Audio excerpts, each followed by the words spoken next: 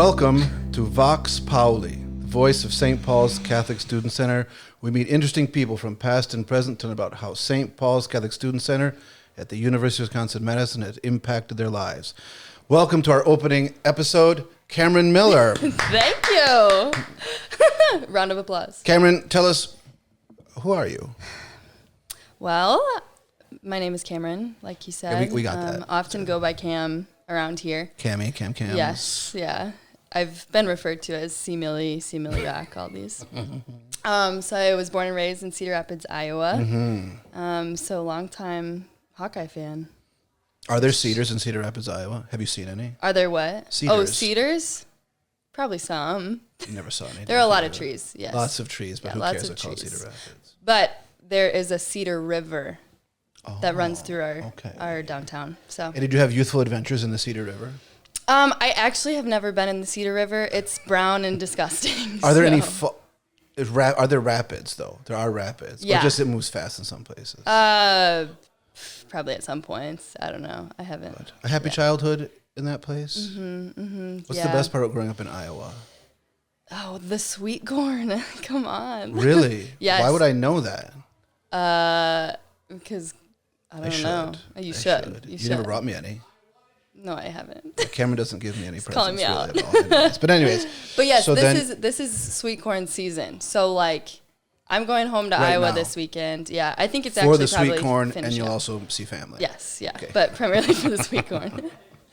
Yeah. Uh-huh. And you're raised in the faith, though. Yeah, your family has the faith. Yes. Yeah. Absolutely. Very in a very strong sense. Yeah. You have a brother who's a seminarian. I think that's what makes the family very proud. Went to your. Yes, alma mater. He is attending my alma mater, the great Father Eric Harold Nielsen's alma mater, many other happy priests. Bishop Robert Barron's alma mater, just saying. Just saying. A little shout out to Mundelein. Yes, so both of my parents, were raised Catholic, raised us Catholic, brought us to Mass every Sunday, non-negotiable. So I think that contributed a lot to our upbringing. That's beautiful. And I've got an older sister and her husband, and then they have two daughters.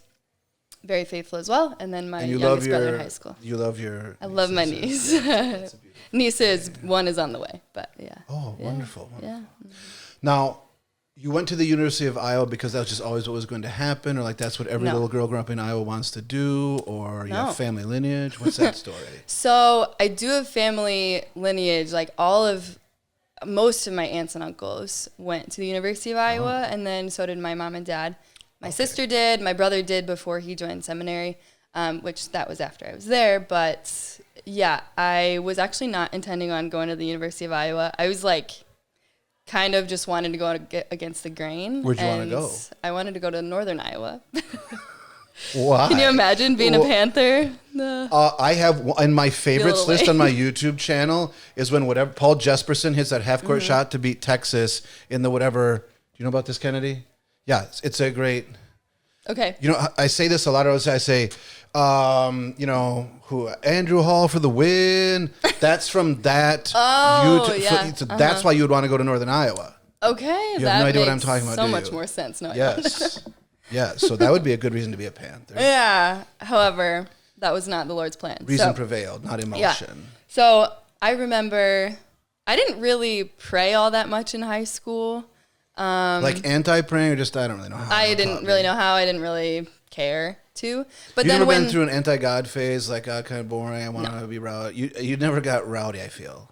I got a little rowdy in freshman year of college, but I also knew I wanted to be Catholic. It was just this tug of war between the college culture and was like party girl college culture. It kind of fit and you kind of dug it, or it's like this is what people do and so I do it. It's just not. I don't. It didn't fit. No, not at all. It's impossible to imagine Camryn. No, I tried it out. It was not the phase for me. And I mean, I would go to these parties and just make awful decisions, and I knew in my gut this is not the way to live. It is a gut feeling. It is a gut feeling. I have those memories too of just I'm having blitz and fun, but then it's what is all this? It's not going anywhere. So I don't know what was. Is that kind of got cold afterwards, or even during? You're like, oh, this is no good. Yeah, during and after. Yeah, And so it just took a few friends of mine that had virtue to like help pull me out of that and just show me another way. Like you connected with the Campus Apostolate there right away, or they have it, they didn't have it? I don't know what's like. Yeah. Now I know they're bumping a little bit. They're doing better. Yes. So ended up choosing the University of Iowa just by, I was mentioning earlier how I would go to my chapel in high school and just like felt this call to go to Iowa. And I'm honestly surprised that I kind of heard God's voice that clearly without having prayed. So I was like, okay, I'll go, I guess. And anyway, so I end up at Iowa. And then what was your original question? I don't know. But let's not worry about it. Yeah. What did you study at Iowa? I studied preoccupational therapy. So, yes. Therapy before people work or have jobs? No. What is that? Didn't you want to go to podiatry school? Like, is that what it is? Does it work on feet? No. Well, you could. It's more like, functional rehabilitation, like for that kids? sort of thing. It could be for people with disabilities or, so it's I shouldn't make fun. It's a serious discipline. I understand that. It is. It's good. But I just like it's the preoccupation. I'm sitting around doing nothing. I need therapy. Occupation. That was a good joke. Thank you. Yeah, you're welcome. So it's like, think of the physical therapy. I don't like to think about physical therapy. It's exhausting. I don't want to. As you may know, I tore my pectoral muscle and did none. I met the sweetest physical therapist, and I hated it, and I never went back and did none of the exercises. It's all my own fault. Mm-hmm. My mom's a physical therapist. So find another example for preoccupational therapy. Well, I'm just comparing it. You know what physical therapy is. No, I don't. Well, I rejected. I didn't listen to it. I stared at my shoes the whole time. I said, "Get me out of here." She had the fattest diamond ring I've ever seen in my life. Turns out marrying a heart surgeon, good on her. But that's all I did. Well, truly, that's what I did. Yeah, no, I know. And now you're paying the price. Well, or you are, because I'm making this question hard for you to answer. Yeah. Well, like most of you know, physical therapy. Oh, damn. You work on one muscle group or one part of your body. I've heard of that. Yeah. Occupational therapy is like, we need bicep list, one muscle group here. Yes. Also throat. Anyways. We need you to stand up or be able to walk up the stairs, stuff like that. So that is... So actually helping people in difficult situations. Yes, yeah. And why did you want to study that? Oh, that's a good question. So kind of twofold. So I myself, when I was... This is kind of a long story, but to make it short, I was born premature. So ended up losing oxygen in that process. I was born at 26 weeks, I think. So developed a condition that will be with me for the rest of my life called cerebral palsy. So I personally needed physical therapy for that, but I didn't find myself super interested in physical therapy and then found occupational therapy. So it was a great benefit to you personally. Physical therapy was. Physical therapy. Yeah, and then I was like, okay, I love how, these therapists were really able to, help get me back to stability in my legs, and so. I think it's one of the beautiful things about knowing you is that you don't hide or pretend you don't have this condition, but you don't let it limit you in any kind of particular. It's very, very beautiful. No. Did you always have that kind of I don't know if it's fighting. I don't know what to call it because it's very calm and peaceful. I feel I don't know how you. Do you feel like you have to grind through it and grit it out, or it's just you got used to it as part of your life? Yeah. How do you feel about that? I think most of my life, it's just been something that I've dealt with, and it's all I know. Yeah. It's all I know. Yeah. But it does make certain things frustrating. It does only affect my right leg. So honestly, I'm very grateful that no other part of my body or my speech or my cognitive functioning. Yeah. As far as we know, have not been right. Yes, have not been influenced. So, so I mean, ice skating, for example, pretty tough. Not in the cards, really. No, no, unless if I have one of those walker things and glides around. That'd be awesome. Yeah. Think how much of all the intro boys, they would love that. We should do it this year. Okay. Yeah. I'm getting one too because I can't ice skate at all. So I'll have the walker and you will, and we'll have a great time. Yeah, right. This is awesome. So, but there certainly have been moments where I have not handled it all that well, and it's been a frustration. I'm just why can't I balance like everybody else? Why can't I work out? Like everybody else. But it is it's a cross to bear, and the Lord has reminded me of like the miracle that my life is, having this every day. So yeah. Now, of course, we're going back to the University of Iowa. You did your studies, and you're practicing the faith. You came from a faithful family, and that's where you connect with Focus, the Fellowship of Catholic University Students. Focus we for love Life. Focus. We love Focus. I think Father Eric is the #1 Focus fan. Biggest Focus fan in the world. Well, there's probably some big. Oh, please.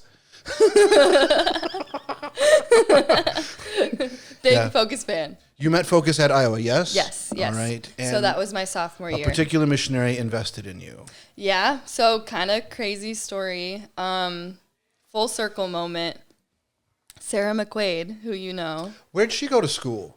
UW-Madison. Oh, Wisconsin-Madison. Attended Crazy. St. Paul's for the sacraments and so forth. Yes. Yeah. Nice. So, and she became a missionary and went to the University of Iowa. Yes. Yep. Nice. And so, I was talking about, my freshman year, I went through kind of a rebellious, quote unquote, phase, but I had throughout that whole time gone to Sunday Mass. So she, I believe, met me after a Sunday Mass. I can't remember like the exact moment, but I think she invited me to like make brownies and maybe go out for a burger, which is cute because we're both tiny women and just little women eating brownies and burgers. Yeah. Gotta bulk up. So so we got a burger, and what I remember about that conversation was she asked me for my testimony, and I didn't really know while what to making say. brownies. No, while we were eating the burger. Eating the burger. At Short's Burger and Shine in Iowa City. Oh, that's an awesome memory. Yes, yeah. And I didn't really know what to say. I knew Jesus had affected my life in some way. I knew that Jesus was in the Eucharist. At that point, I had come to that reality. So that was really spurring me on in college. But and then after that, she was just teaching me how to pray. She actually had to leave staff mid-year, so then another missionary, Aurelia Eisenbart, shout out Aurelia, invested in me. And Aurelia Eisenbart, yes. The golden Eisenbart. Is that Aurelia is that a name? is Latin for gold. Oh, okay. Anyways. You would know that. Some people know it. Some people. So yeah, so Aurelia. Not exactly. Don't correct my Latin online. It's stupid. Don't do that. It's close. It's close. Close. Okay. So Aurelia, invested in me. And so this was second semester, my sophomore year. So I was kind of starting to come to and like starting to make sacrifices and give up, these vices that I had gotten myself into. So you worked through that in college. Where are you in your college career when you decide you want to be a missionary? That was early senior year.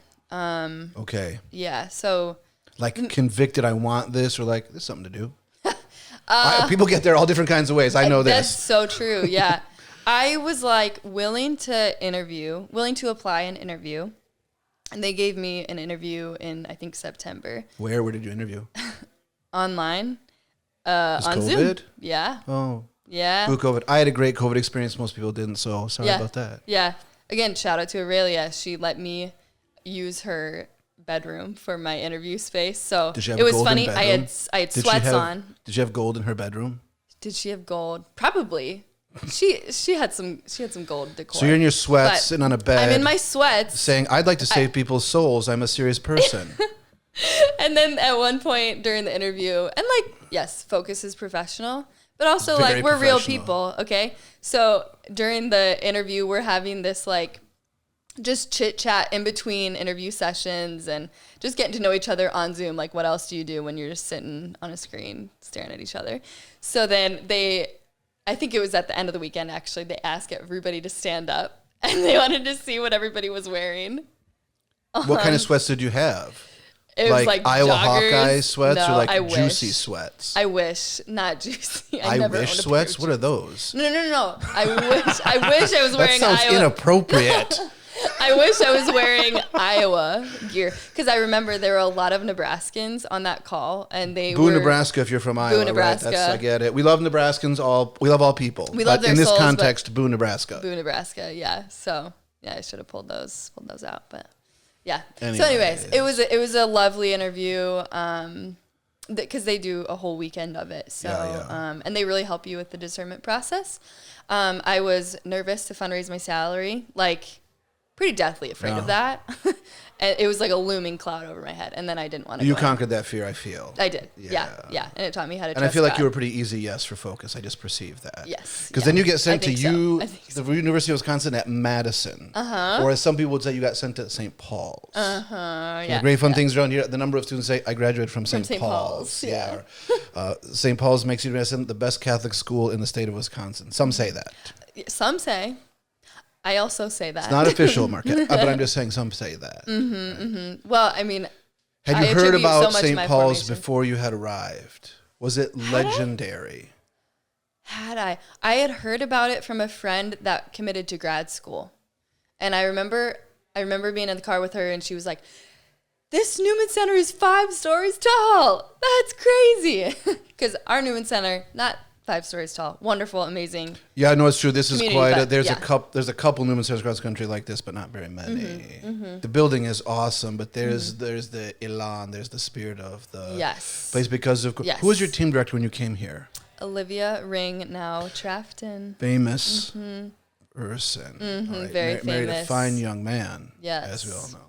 As well. Some would know him as the Director of Development at St. Paul. Look at it's just happening. Sarah McQuaid, Olivia Ring, who's from Nebraska. But you didn't boo Nebraska then. You loved we Olivia. we had some tussles about Iowa and Nebraska, but because she's a huge sports fan. yes, yeah. And but you're a we got along. provocateur. Like you wear Michigan shirts for no reason around here just to irritate people. I got a hand-me-down Michigan shirt, and no I one believes wear that. it when I'm no cleaning. one believes that. Why? They played Iowa in the Big Ten championship twice and pummeled us. We share. detest That's why it makes no Michigan. sense. That's why it seems so. Anyways, I know it doesn't make we'll sense. move past it. You had. This is where you meet the Right Reverend Father Eric H. Nielsen. Yes. Yeah. I think loved you from the jump. Loved you from the jump. Yes. Yeah. But I will say, our first interaction, I walked through the door. Oh yes, this is a good story. And I forgot about this. And I've told you this before. Yeah. And so he shakes my hand and he goes, "Hi, nice to meet you. You have a bad handshake." Yep. and then doesn't say Confidence a word. builders right out of the gate. Yeah. Goes up to morning prayer. I'm like, all right, okay, this is that's great. my pastor. So no, and then he probably, I don't know, went on a tangent about dating at that subsequent morning coffee. So, but no, I had a very sweet. I've heard first he would sit impression at of morning him. coffee and pontificate about the righteousness of dating. Yes. You never had problem dating though, did you? What do you mean problem? You're always able to meet guys. Yeah. They don't always work. We'll get to that later, right? What would you say is like? You were raised in the faith. You had good investment at the University of Iowa, but not only did you give 3 years as a missionary here, which is a little above average. Is it? I don't know. A little bit. I feel like That's average. What is average focus term of service, term of mission? I could be wrong. This is not official, but I think last I heard was 3 to 4 is the average now. Say 3, but 3.6. they ask you to do 2 years at first. Right. So, Right. Yeah. So what would you say was like a real moment where you realized there's something special about this place, something, if I dare to say it, unique about this place? Did you have a moment like that? At St. Paul's? Yeah. Or an experience or a couple experiences? Wow. Yeah. I think it's fair to say this place had impact on you. Yes, tremendously. I mean, you go into missionary work and they say, it'll impact your own soul more than anything else. And I didn't reject that ever, but I don't think I believed it fully until I experienced it. I would say the first thing that comes to mind is we did a staff training. So we do training with St. Paul's on top of our focus training. The focus missionaries and the St. Paul's interns, their staff train their training time together. Yeah. They live and eat and breathe together. Some of them give each other back rubs. It's a good time. And so I remember Father Nielsen. I don't know how he worded it, but the first day of training, he writes on the whiteboard, Jesus and circles it or something. He's like, your conformity to Jesus's heart and to imitate him is the top priority. Just communicated that incredibly clearly. Mm-hmm. And I was like, wow, okay, I'm in a good place. Right. The leadership above me, my spiritual father, is with it. Is with it. Absolutely. And so, yeah, and I mean, and just even like seeing the grandeur of this place, it's more, like you said earlier, it's more than just the building, but it speaks to the heart of what this place is about. Oh, that's beautifully said. Yeah. Yeah, the building does kind of reflect the heart of the place you can't see. Mm-hmm. You can see in the building. Yeah. Mm-hmm. Yeah. Oh, that's awesome. I never write that down. Write that down. No, that's beautifully said. Well, I mean, you think about the setup, which Father Nielsen did this very, and whoever helped him design it, did it very intentionally. Students walk in. Yes, very intentional. Very intentionally. Students walk in, and it's the lobby. And so then you meet them there, you meet them where they're at, and then you bring them up to Jesus on the second floor. And yeah, it just makes a lot of sense. And the chapel itself, you just have like the Almighty. What's the image of the great image of Jesus? Yes, the Almighty Christ. Yes, absolutely. I got that right. It's very impressive. Yeah, and then Mary holding baby Jesus, just like this kind of dichotomy of unbelievable contrast, like a very strong, almost an imposing image of Christ, and then in the arms of Our Lady as an infant child. It's striking. So just the dependence on our interior life and that as a foundation of this apostolate, like that was made very clear to me. So I would say that. And then just the humility of the staff throughout the years, and the unity. Like you've seen a number of staff members over the years. Yeah. But the unity that has been present among all of the years. I mean, we're not perfect people, but I think the unity and humility has been huge. And I feel like I have a big focus team essentially. Like we have our nuances between the interns and focus, but yeah. I would make the argument that at St. Paul's or at UW-Madison, focus is most free to be itself as it's meant to be. Yeah. Mm-hmm. So I just think that the freedom that there is from the apostolic is given, and so many missionaries that have, and a lot of missionaries have stayed here, like yourself. Like myself. Why? Why? That's a good question. My sweet Iowans want to stay in Wisconsin. Wisconsin. Well, cheese curds and spotted cow. Old fashions. Yeah. Real football. Old fashions, but not brandy. Bourbon. Oh, I'm fine. Fine. You're from Iowa. It's fine. You run hogs a lot. Yeah. It doesn't matter. But for real.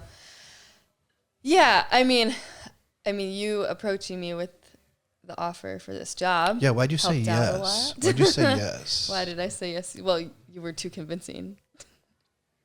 Well, I am very convincing. No, because you had other opportunities before you, professionally and personally. Yeah, I mean, I fell in love with Wisconsin pretty much from the get-go. And I knew I had fostered a lot of connections here within Madison and within the state.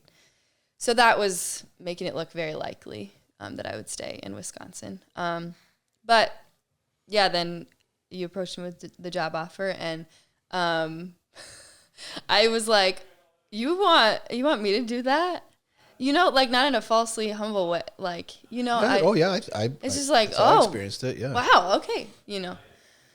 I was just surprised. And, so then I remember going on a silent retreat a few weeks later, and,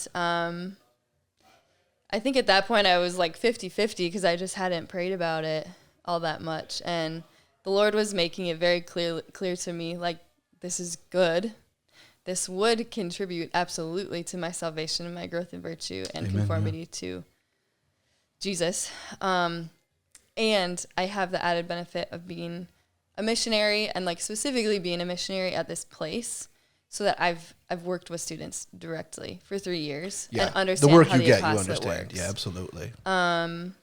So yeah, and really any like quote disadvantage that was like a fear of mine, was like, yeah, I just have a lacking of virtue here, or like this isn't really, a skill set that I possess yet.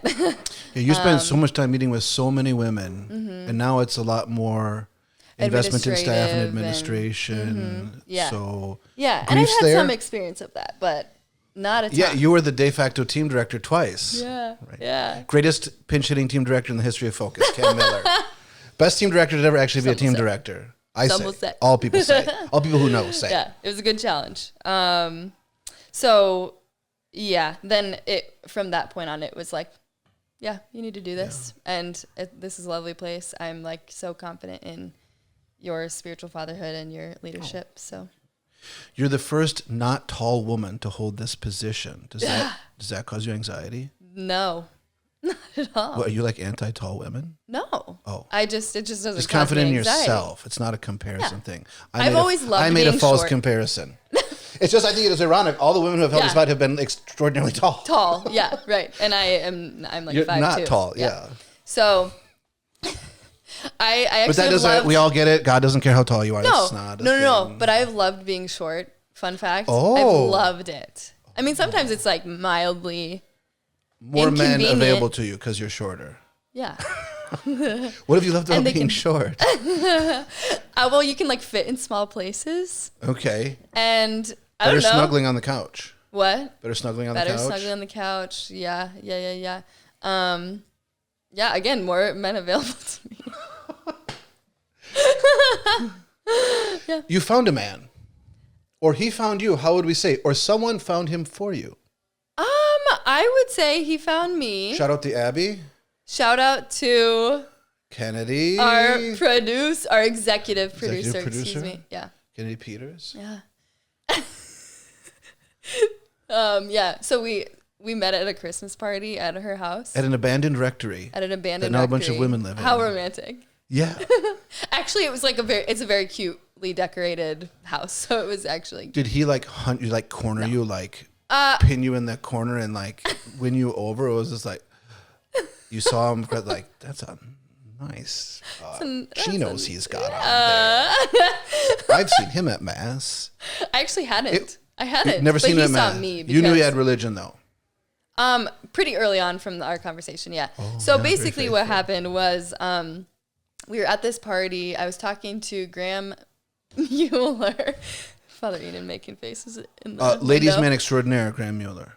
Yeah, sure. But this was like negative, his intention of talking to me. We were just catching up. It had been a while since we had seen each other. We were reminiscing on World Youth Day, all that stuff. Sure. So then I remember he like kind of we were talking about choir, and then he was like, "Oh, my friend Jack came, like is in choir with me." Not and Kennedy. Graham makes the. So Graham made the Shout out to Graham Mueller. Shout out to Mueller. Yeah.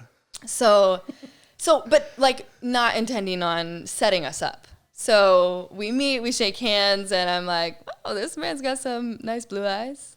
He does have nice blue eyes. And then, okay, you're in a church choir. He like goes to mass semi-regularly, and then we chatted with Graham, and then Graham kind of sensed I should leave this conversation, and great wingman. Yes. Or whatever. Yes. He caught on.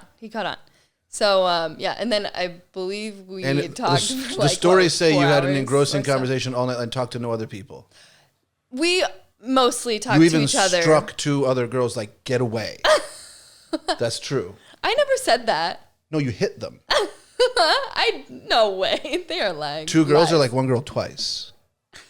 Didn't happen. Talk to Kennedy. Didn't happen. It happened, but it's okay. Well, all's fair in love and war. I was just, googly eyed and just over the moon. So I like, don't remember. Maybe. By the end of the night, you're like, I'm into this guy. Yep, and he was like kind of putting some feelers out there because he didn't know me. So, and at a certain point, I was talking to him long enough. He was like, "Okay, you're probably available."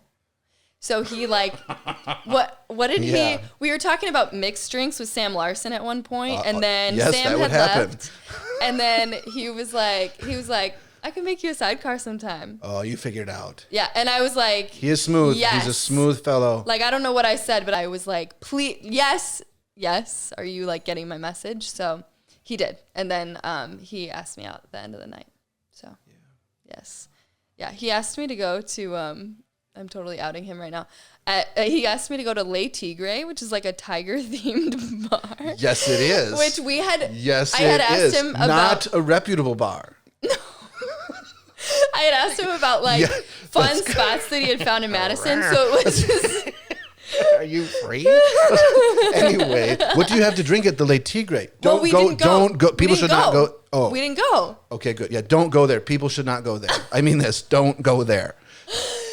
We had talked about some like quirky places in Madison, so it was like an easy like smooth entryway for him. Okay, to like back him up a little bit, but it was closed on a Tuesday. I was very unavailable that next like 4 days because we had like our Christmas respite starting in 4 days, and you know, St. Paul's is a busy place, and being a missionary is a busy time, and so I was like, okay, I have Tuesday night semi-open.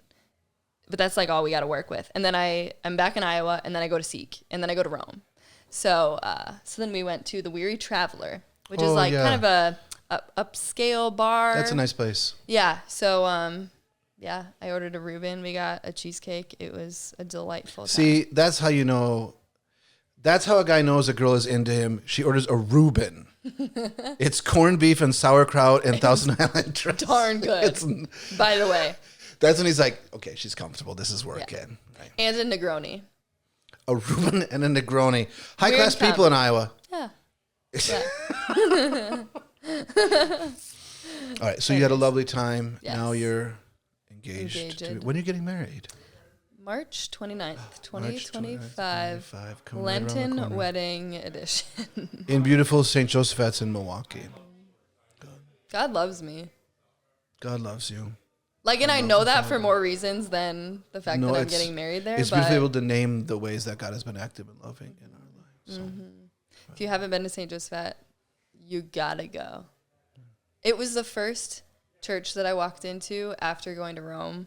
I felt like I was in Rome again. Yeah, absolutely. Yeah. Absolutely. Yeah. Well, Camryn, thank you. It's been nice to hear about your experiences. Camryn Miller, the Director of Campus Apostolate at St. Paul's Catholic Student Center. Thanks for joining us. We'll see you next time.